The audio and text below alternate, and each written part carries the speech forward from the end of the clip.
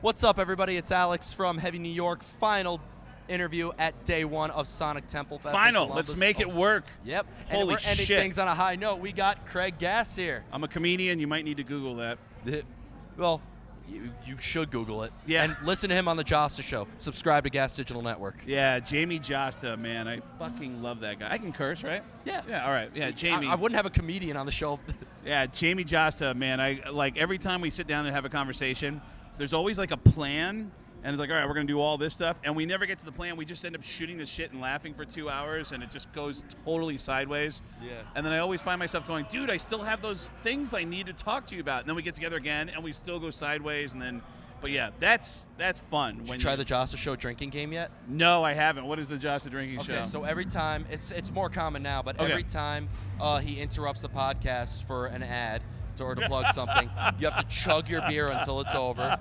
Every time he says hard, I shouldn't say this on the podcast, or people just want to pit, you have to do a shot. Wow. Yeah, I do remember him saying that a few times, like I shouldn't say this. And I remember a few times he actually said things that I remember him telling a story like, I don't want to say who this is, and he'll tell a story, and afterwards I go, that was you, wasn't it? He goes, yeah, that was me. like I love that. I love the little coded, hidden messages going on in his stories that he tells. But yeah, he's a fun dude. Yeah. Now, one question I really have for you is, there's a lot of comedians who are involved in the realm of heavy metal. And what I'm curious is, how does metal influence you as a comedian, or was comedy an initial interest and metal just kind of? No, I wanted to be in music so badly. I loved metal. I loved going to concerts, and when I first started doing comedy, I came with like a stage thing. Like I wanted to be loud and really intense on stage. And when I got to New York, I found people in New York were just going, God, shut the fuck up. Like they were so annoyed with being loud and trying to be like, what's up, you guys having a great time tonight? And that was all from going to metal shows, going to concerts. And it didn't translate as well, but I found a way to kind of find some middle ground where as long as you can get the crowd on your side first and get them to like you, then you can try to be intense with it. And then, of course, over the years, I've opened for Metallica, I've opened for System of a Down, I've opened for Motley Crue, and so... which always doesn't go well, but, Well, what's funny is because metalheads have an unfair, stereotype of being dark, negative people. Yeah. We're always serious, but, I mean, comedy seems to play an important role in heavy metal. What's crazy is that every band I've ever known is loaded with goofballs. Like, they're all fucking goofballs, and then comedians wish that we were cool.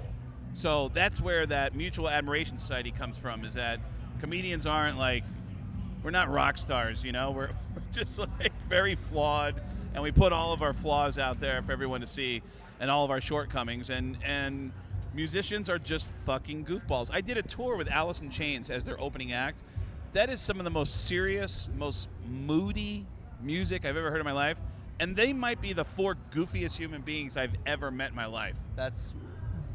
I've noticed the most depressing sounding bands are usually the funniest people, like Opeth, for example. Yeah, really. Oh, Michael Ackerfeld is a fucking character No on shit. stage. That's their good to music, hear. Their music makes me cry. Yeah, man, it's really crazy. System of a Down, who are here tonight, I've done shows opening for them, and they're all fucking goofballs. And I actually had one night where Chavo came to see me in New York, and there was a party going on that I heard about. SNL was having SNL has a party at the end of their show every night. And I found out where the party was, and I was like, do you want to go to this party? And he goes, yeah. So we go to this party. We walk in. Tracy Morgan's right there. I had told Chavo a lot of stories about Tracy Morgan. And Tracy, he's looking at us, but Chavo goes, bro, you got to introduce me to Tracy Morgan. And I go, man, Tracy's kind of crazy. I don't know if you, and I go, I'll do it. And I go, Tracy, what's up, man? Hey, dude, how you doing? But hey, I don't know if you know, this is Chavo. Do you know the band System of a Down? This is Chavo from System of a Down. And Tracy kept looking over going, that's my Bobo. That's my Bobo. I don't even know if he knows what the fuck he's talking about, but he goes, that's my Bobo. And I go, all right, well, Tracy, this is Chavo. Chavo, this is Tracy. And they started talking, and I walked away. 5 minutes later, in the corner of the room, I don't know what led to this moment, a fight started, an argument. where all I heard was Tracy Morgan get up and go, "I'm talking about Africa Bambaataa, bitch," and I was like, "What the fuck could that possibly be about?" It What was just the such a fuck? yeah. Tracy Morgan is People just watching this, the steam is Yeah. going to be coming out of their ears to think about how an interaction like that between Chavo and Tracy Morgan leads to an argument about Africa Bambaataa. I don't know how the fuck that happened, but it was truly funny to witness. Yeah, it was really, really amazing. But yeah, so I love a good entertainment business story. So, and that's one of my favorites. Yeah. So. And, you kind of really just demonstrate on how metal influences you as a comedian. What I'm curious is, do you think of a comedy skit beforehand and then bring that on stage, or is there a lot of improvising involved? Usually, if you have something really fucked up happen to you, that's usually my go-to is if I have something terrible happen to me and I relate it to a friend and that friend goes, "Oh my God, that's hilarious," I'll be like, I should do that on stage. And so I'll try to figure out a way to get everybody to understand it on stage. And then that's usually where my comedy comes from now is and luckily I've got a lot of stupid shit that I've done in my life that I can talk about on stage. So a lot of embarrassing moments. A lot of them actually have to do with meeting my favorite bands. And like there is one weird moment that I had at a Slayer Megadeth concert in Long Beach. The guys in Slayer and Megadeth, believe it or not, are big comedy fans, and they come out to a lot of shows. So when they did a show in Long Beach, I asked if I could get hooked up for the show. I get to the box office. There's an envelope with my name on it, and it had tickets and backstage passes in it, and I was like, "Oh, dude, we got to go see devil shit. Like whatever the devil worshippers are doing backstage, we got to go backstage and see what they're doing." So we go backstage at the Slayer concert, and it's just a bunch of trucks and equipment being moved around. Yep. But a guy stopped me in the backstage area and said, "Craig, are you the comedian, Craig?" And I go, "Yeah, what's up?" And he goes, "Hey, I didn't want to bother. I just want to say hello. I'm a big fan. My name's Kenny." And I said, "Hey, Kenny, nice to meet you. Are you Kenny G?" And he goes, "Yeah." And I go, "What the fuck are you doing at a Slayer concert?" He goes, my kid's a big metalhead, And right at that moment, a Slayer fan jumped on Kenny G, like a denim jacket with patches on it, like, "Fuck yeah, I like Slayer. Ooh." That's the way all Slayer fans sound, by the way. They all sound like the devil. Ooh. That I don't even know. Am I doing that right? I don't expect him to sound like Barry White. Yeah, well, I'm doing the Cookie Monster. Cookie. Ooh, Kenny G, want to fuck your flute. All right, whatever, but I'll work on that. But the point is, while Satan was on top of Kenny G, I looked at my friend, I grabbed my camera phone, and I go, "Dude, take a picture. It's fucking Kenny G. Take a picture, but make it look natural. Make it look natural." And then all I see is when I grab Kenny, I go, "Kenny, hey man, what were you saying about?" And that's my casual move, apparently. When I'm looking at my friend, I go, and all I see is my friend with the camera phone going, "Where do I push?" He doesn't even know how to operate the camera phone. I'm trying to keep Kenny G engaged when Dave Mustaine, the singer of Megadeth, and a couple guys from his band and a few of their friends walk behind us, and I hear Dave Mustaine say to everybody, "Are you guys leaving? Okay. You want to say a prayer? All right, let's do this." And they formed a Megadeth prayer circle behind me and Kenny G, and I kept looking at my friend going, "Take the fucking picture." And he got it, and it's on my Facebook page and my Instagram. If you go, it's at Craig Gass Comedy. You gotta frame that and put that shit in the fucking Met. It's a picture of me talking to Kenny G while Megadeth is in a prayer circle behind us. That will never happen again in humankind. Well, one can only try. Yeah. Yeah. Now, one thing I'm always curious about is, like, it's funny, you mentioned that fucked up shit happening is like always the best ammo. Of course. Apparently a statistic shows that most people get into stand-up comedy right after the end of a relationship. Wow. Apparently. So, interesting. I didn't know that. Yeah. So it's fair to say you use any, even if it's real, even if it's practically tragic, it's always good ammunition, right? Yeah, man. It's people relate to that that human condition of shit not going right. That's Rodney Dangerfield's entire career about getting no respect. But so people relate to that. It's when you bring up something that's really personal that you're going through. So yeah, I totally get that. But that's the first I've ever heard that. Yeah. I got into comedy I was known for doing impressions, and when I was a kid, and I'd go to parties, people would ask me to do impressions for them in exchange for free Coke. They'd go, "Here, man, I'll give you some Coke if you do some of your impressions for my friends." And I'd be like, "Fuck yeah, I'll do some impressions." And I got really good at impressions, but I also developed a really bad coke habit. So I had to figure out how to get away from a drug addiction.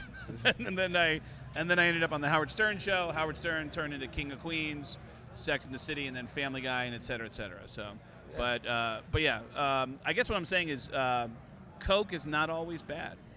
No, it's not. So, especially that's how you find your comedy career. Yeah, man, is drug addiction. And then you just got to work your way out of the drug addiction. But luckily, I did. So yeah, there you go. I mean, I went to art school, so think about how many. Did people, you really? Yeah. Where? What city? School of Visual Arts in SVA. No shit. Wow. Yeah. So all right. So I know a lot of drugs. And needless to say, those I walked away with a 3.8 GPA, and everybody else who had a 4.0, they were like, cocaine, baby. Really? I'm just like, fuck.